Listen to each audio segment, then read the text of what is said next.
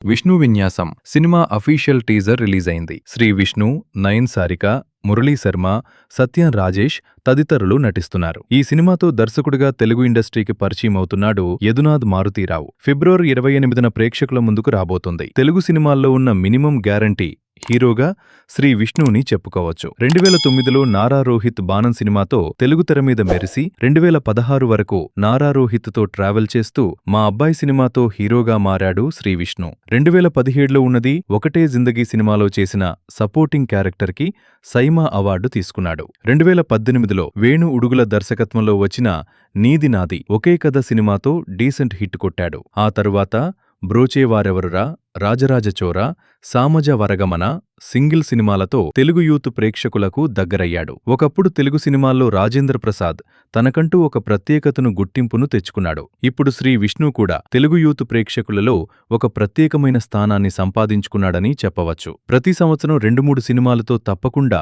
ప్రేక్షకులు పలకరించే హీరోలలో శ్రీ విష్ణు మొదటివాడు. ఎక్కువ మంది కొత్త దర్శకులకు అవకాశమిస్తున్న యువ హీరోగా శ్రీ విష్ణుని చెప్పుకోవచ్చు. గత సంవత్సరం సింగిల్ సినిమాతో మంచి హిట్టు కొట్టిన తర్వాత ఈ సంవత్సరం మొదటి సినిమాగా వస్తున్న సినిమా విష్ణు విన్యాసం. వాస్తు పిచ్చి ఉన్న క్యారెక్టర్గా కామెడీని అందించటానికి సిద్ధమయ్యాడు. కా సినిమాతో తెలుగు ప్రేక్షకుల మనసులు దోచిన అందాల నటి నయన్ సారిక శ్రీ విష్ణుకు జోడిగా నటిస్తుంది. ఈ సినిమా శ్రీ విష్ణుకి మంచి విజయాన్ని అందిస్తూ కొత్త దర్శకుడు యదునాథ్ మారుతీరావుకి దర్శకుడిగా మంచి బ్రేక్ ఇస్తుందని ఆశిద్దాం. ఫిబ్రవరి 28న ప్రేక్షకుల ముందుకు రాబోతున్న ఈ సినిమా శ్రీ విష్ణుకి మరో హిట్ ఇస్తుందా? మీ అభిప్రాయం కామెంట్స్లో చెప్పండి.